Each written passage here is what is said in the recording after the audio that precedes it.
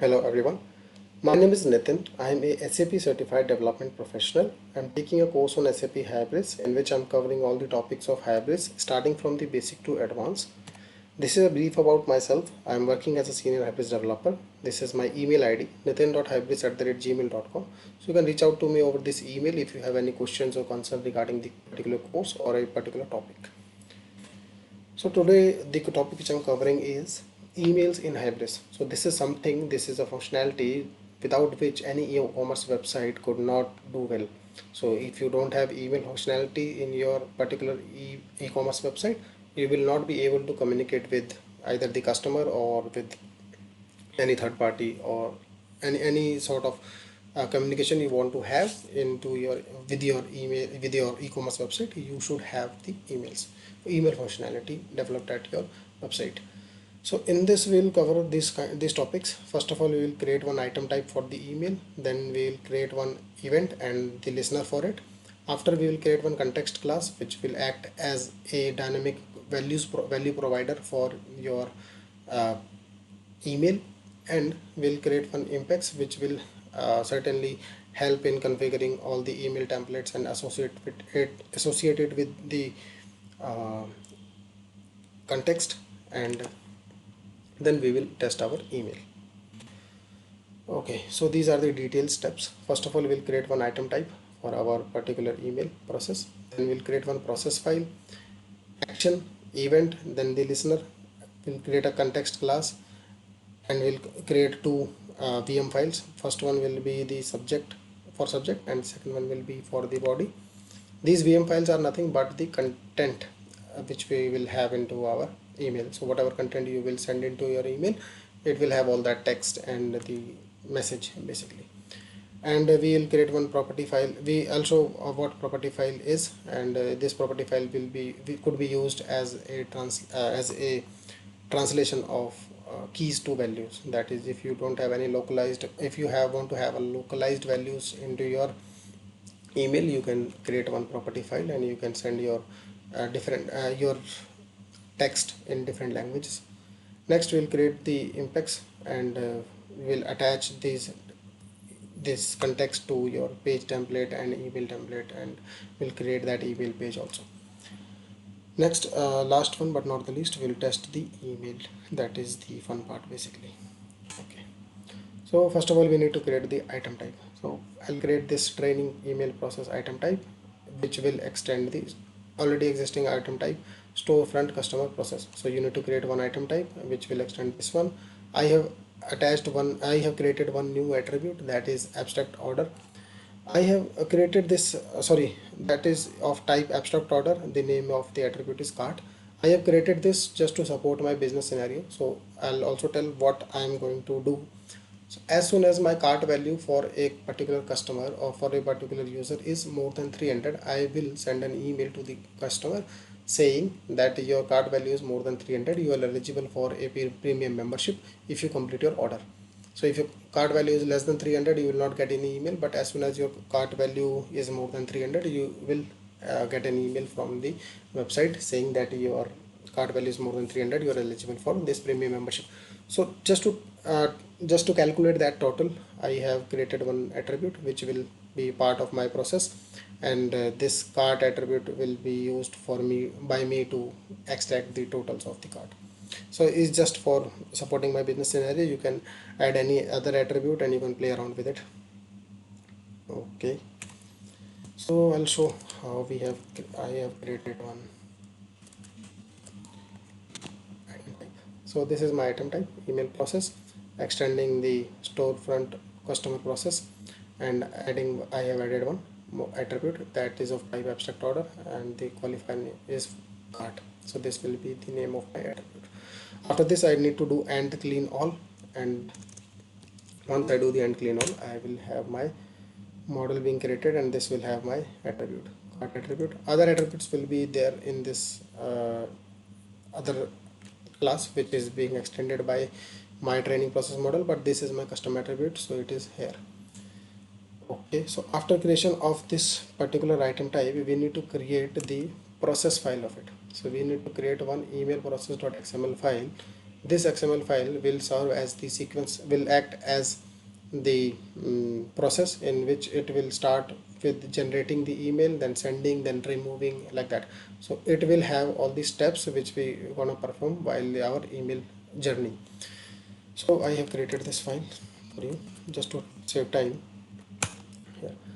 Training email process. So this file will, okay, I'll show the location also. So the location of this file will be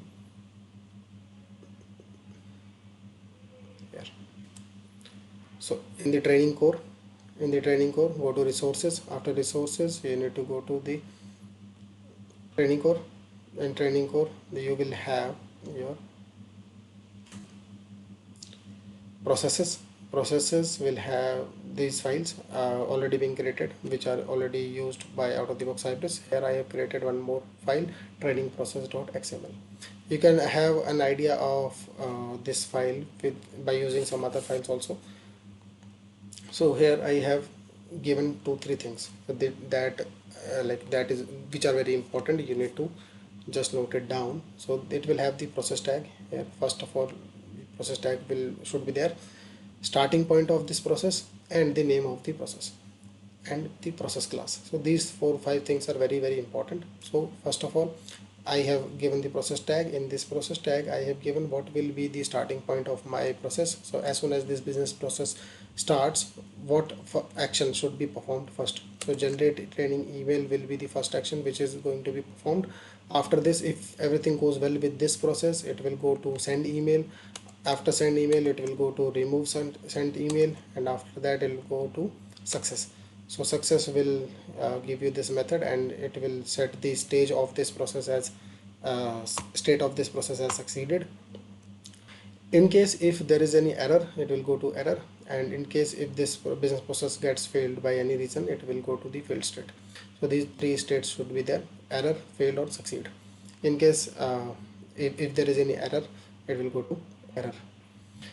Okay, now this name. So this name will be used by our code to identify which process to start. So once I am starting this process, I need to give start this process, this name actually. So once you give this name, it will pick this file.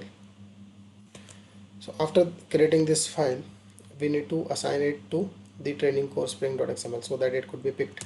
So I'll open the training core spring file. Here I have mentioned, I have created one bean, training email processor definition resource.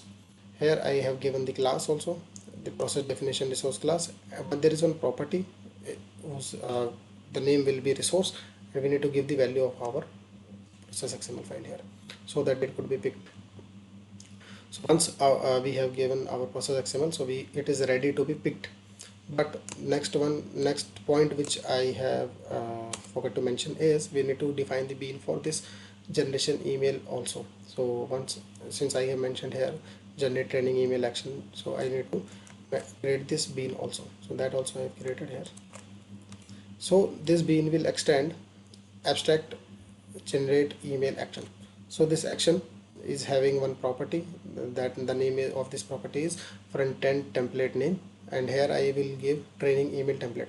So this value, this training email template will be picked from the impacts which we will create in later, but we need to remember the name. This name should be the same.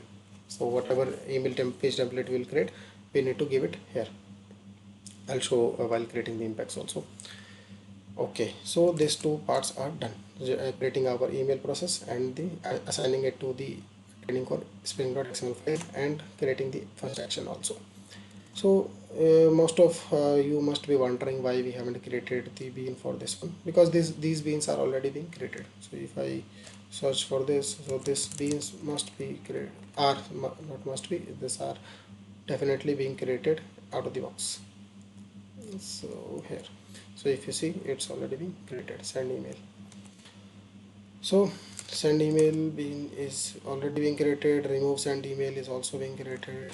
If I search it here, so here, so these are already being created, so you don't need to redefine or recreate them again. Anyways, so the first action bean, which is my custom action, is not created, so I created it. and I given one property name, that is the front end template name. Okay, after that the coding parts will come. So in this I will create one event and one event listener. So I have created one training event. Training event. Okay, so I have created one Java class which will extend the abstract commerce user event. Extending abstract commerce user event. So since I have extended this, it is having a method, sorry, it is having all the details already present, some of the attributes which are common, but I need to populate my cart also, which I have created in here. So I will extend it and will create one constructor here. So while creating this event, while publishing this event, I need to pass these details to the event. So I'll pass this details to event. I have just populated the cart here. Set base store, set website, set my currency and language. All these details I have set here by using my cart, base store and base site and currency. So all these details I need to pass when I will trigger this event. So for this particular event I have created one listener also, which will listen when this event is published. So it is extending abstract accelerator site event listener. So this listener is having one method, that is the onsite event. In this onsite event I have started my business process by using get business process service dot create process. So I have created the process first and then I have started it, and in between I have filled my process with my details which will be coming from the event which I am going to trigger.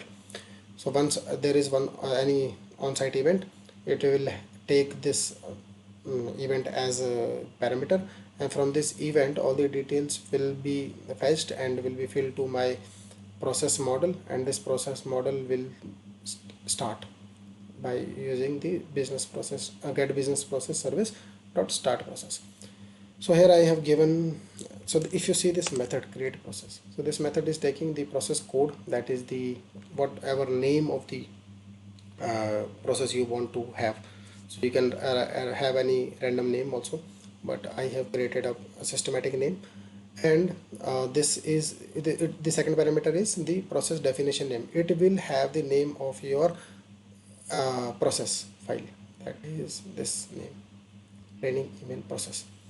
So if you see the listener here, so I have used the create process method. In this create process method I have generated the name of my process, training email hyphen event dot get cart dot get code. So I have appended the cart code here with my training email hyphen cart code, and I used one process generator also to generate a random number for my particular process. So you can avoid this step also, but I will suggest to generate a proper name for your business process. And here I have given the name of my process, my business process which I want to start, that is the training email process. So here I have created this process, filled the details from the event. So here I have created my constructor which will be filled while triggering the event, and after this event is fired it will go to the listener, and this listener will extract all the details from the event and fill it to the process model. By using this start process I have started this particular business process. So as soon as this business process start, it will go to the first one, that will be the generation email. Then this email action will execute. If everything goes well, it will go to send email and so on, send email, remove sent email, and then the success. So this part is done. So we have created one event, listener. By using business process service I have created the business process, filled the process model by using the details from the event, saving the business process, and after that I have started the business process. So my business process I have started. After that, so most of the coding part is done here. So you have created your process and you have created your event, and then you have created a listener also. But the next step will be triggering the event. So when you trigger the from where you want to trigger the event, that depends upon your business scenario basically. So I'll show where from where I will trigger my event. So as I said in the starting itself, when the customers cart total price will be greater than 300, we will publish this event. So once we land on the cart page, I am checking whether the user is anonymous or not. So if the user is not anonymous, that is a registered user. So if the user is registered, I will fetch the cart which is there in the session, and from that cart I'll fetch the total price. We'll check the total price whether it is greater than 300 or not. If it is greater than 300, we will publish the event. So while publish the event, it will take the event model. So not model, actually it will take the event object. So I need to create the event object. So here I have created a separate method, initialize event.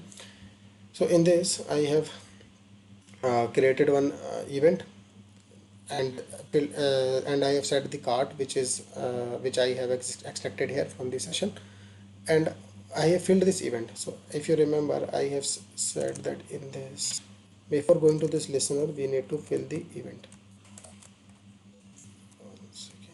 Here. So I have used this constructor to fill all the details like card based, store based, site, and the currency and the language. So here I have used that part. From the cart I have used the get store, site, currency, etc. So I have filled my event, and this event, when it will go to the listener, it will provide all the details to the process model before starting it. Okay, so this was the small business scenario which I need to fulfill while sending the email uh, if the cart total is greater than 300. So this coding part is done. Now after that, configuration part is remaining. So to configure, we need to set the context to an email.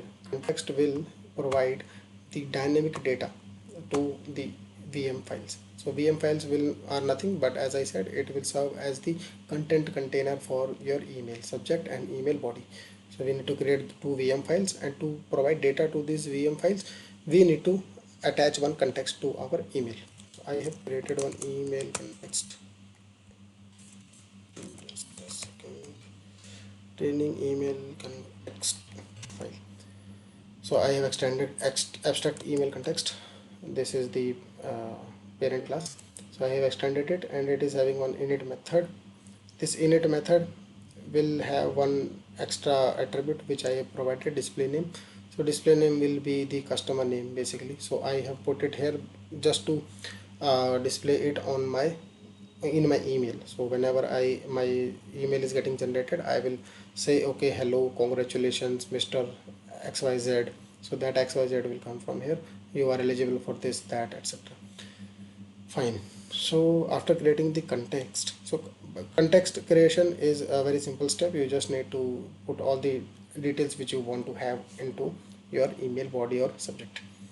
After that, we have to create our VM files. Also, this context, we need to give it into the XML file also. So go to your training facade spring.xml. Just give the bean ID as training context, and give the class and provide the parent also. Okay, done. So this part is done, so that this class get picked. And after this, we have created VM files, one for body and one for subject. So I created two VM files, and this VM file location will be training core resources, training core import email training email subject.vm file. So just make sure to remember the naming convention of these files, because we need to use these files into our Impex also. So this will be the subject content, this will be my body content. In body content, if you see here, ctx.displayName, so this display name will be the one which I'm sending from the customer, from my context. So display name this will have the customer name. So it will read it like this: congratulations, comma XYZ, you are eligible for this premium membership. Since your cart value is above 300, complete your order and get the premium membership benefits. Regards, this, etc. Okay, you can modify the content as you like. After this is done, you need to create one Impex. So I have already created this Impex, so I'll explain this Impex. I will attach it into the description also. So these are the macros. These are normal macros which almost every Impex will have. So first of all we need to create one a render template. So render template will be acting as will have the training context attached to it, and it will also have the VM files attached to it. So it is having one attribute, a render type. So render type will be velocity, and we need to give the context here, context class. So this is the context class we have in our code. As I told you earlier also, we have created this context class. So you need to attach it to the render template, and also attach the VMs also to this render template. So render template also have one attribute, that is the template script. Okay, so this is the template script, that is the VM files. Training body, training subject, name as body, name as subject. So this is my render template created. So I have this render template.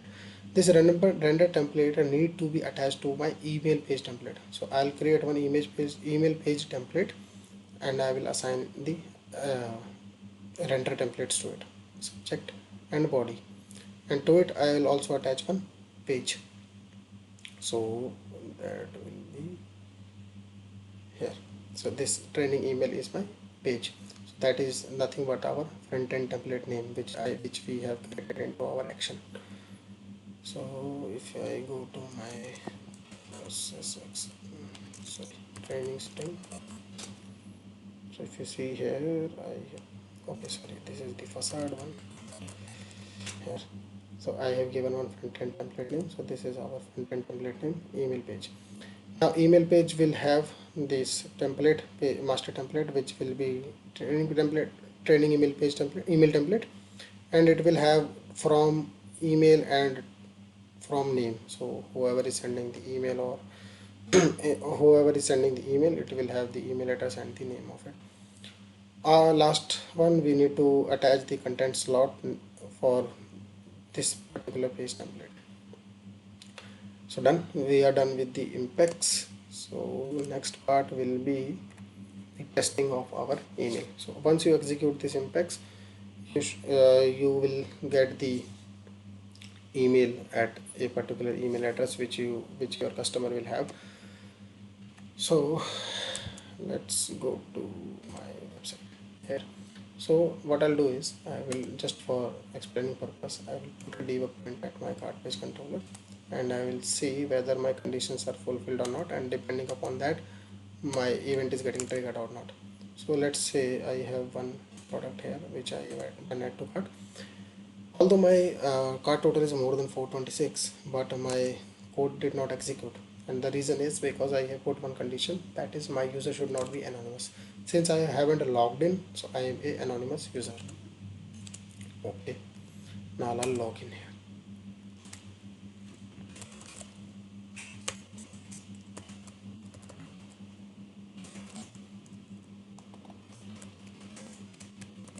Okay, so once I log in, I will be able to get inside this method. So why? Because my user is not anonymous anymore, I am a registered user. So after that I will check whether my cart total is greater than 300 or not. I'll move it here, and I'll publish my event here. So once I publish my event, it will go to the listener, and that will happen into the background. I will not be showing that and will not be wasting your time,